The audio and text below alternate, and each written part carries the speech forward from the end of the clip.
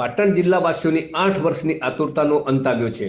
મંત્રી હર્ષ સંઘવીના હસ્તે પાટણના આધુનિક બસ સ્પોટનું ભવ્ય લોકાર્પણ કરવામાં આવ્યું।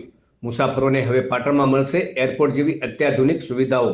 તકતી અને અનાવરણ અને રિબિન કાપી જનતા માટે નાયબ મુખ્યમંત્રીએ બસ સ્પોટને ખુલ્લું મૂક્યું। પાટણ જિલ્લાના ઇતિહાસમાં આજે એક નવું છોગું ઉમેરાયું છે। છેલ્લા 8 વર્ષના લાંબા સમયગાળાની જેની રાહ જોવાઈ રહી હતી તે પાટણના નવનિર્મિત અત્યાધુનિક બસ સ્પોટનું લોકાર્પણ રાજ્યના ગૃહ અને પરિવહન મંત્રી હર્ષ સંઘવીના હસ્તે કરવામાં આવ્યું હતું। મંત્રીએ વિધિવત રીતે રિબિન કાપી અને તકતીનું અનાવરણ કરી આ ભવ્ય બસ સ્પોટને જનતાને સમર્પિત કર્યું હતું। પાટણના આ નવા બસ સ્પોટને એરપોર્ટની થીમ ઉપર તૈયાર કરવામાં આવ્યું છે। નાયબ મુખ્યમંત્રી હર્ષ સંઘવીએ રિબિન કાપી પાટણના આઇકોનિક બસ સ્પોટને તકતીનું અનાવરણ કરવામાં આવ્યું હતું। આ અવસરે નાયબ મુખ્યમંત્રી શ્રી હર્ષ સંઘવીએ પાટણ જિલ્લાને 3 નવીન એસી બસો આપવાની જાહેરાત કરી હતી।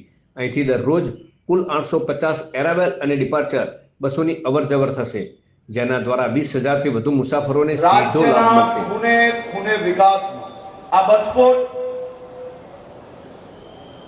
કાલથી ટોટલ 850 ટ્રીપ એટલે કે 850 ટ્રીપ અરાઇવલ અને ડિપાર્ચર કાલના દિવસથી પાટણના નાગરિકો માટે અહીંયાથી 850 બસો આવશે અને ઉપડશે। 20,000 થી વધારે લોકો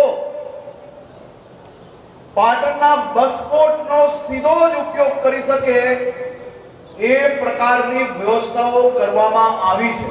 ભૂપેન્દ્રભાઈ પટેલની સરકાર 2027 સુધી આ 27 લાખ પેસેન્જરોથી દરરોજ 30 લાખ પેસેન્જરોને એસટી ની સુવિધાઓ પૂરી પાડવાનો મક્કમ નિર્ધાર જોડે આવનારા દિવસોમાં કામગીરી કરવા માટે આગળ વધી રહી છે। આ પ્રસંગે ધારાસભ્ય Lavingji Thakor, Alpesh Thakor, Kirit Patel, Balwantsinh Rajput, Banaskantha range IG Parikshita Rathod, collector Tushar Bhatt, જિલ્લા વિકાસ અધિકારી CL પટેલ સહિત અધિકારી અને પદાધિકારીઓની મોટી સંખ્યામાં લોકો ઉપસ્થિત રહ્યા હતા।